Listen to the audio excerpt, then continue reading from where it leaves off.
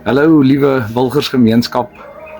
Vir die van julle wat my nie ken nie, my naam is Pieter Eys en ek stuur vandag hierdie boodskap aan julle in hierdie video om julle te herinner om ons fondsinsameling te ondersteun van ons vir ons met Bok van Blerk. Natuurlik toepaslik oor dat Bok van Blerk van ons is en hy vir ons kom help om die fondsinsameling te doen.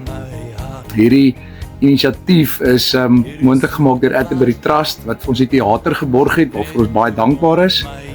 En ek wil julle aanmoedig en julle herinner om julle kaartjies te koop.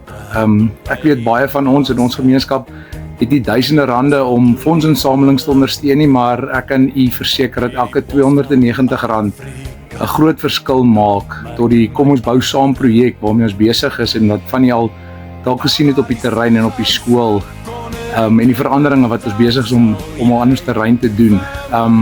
Is vir ons baie belangriker om hierdie te ondersteun en ek weet ons Wilgersgemeenskap kan saamtrek wanneer ons dit nodig het en daarom is ek opgewonde om julle te sien net na die vakansie, dis letterlik die week na die vakansie, saam by die Atterbury Theater, die 23ste Julie en ek weet ons gaan die theater volpak.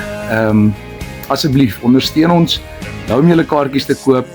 Weer is nou vakansie en is 'n welverdiende vakansie en 'n goeie rustyd vir ons leerders, ons personeel en ons ouers. En dan as die skole oopmaak, dan trek ons almal daar saam by Atterbury Theater en ons ondersteun ons fondsinsameling. Ek sien uit om julle te sien weer eens en onthou om julle kaartjies te koop.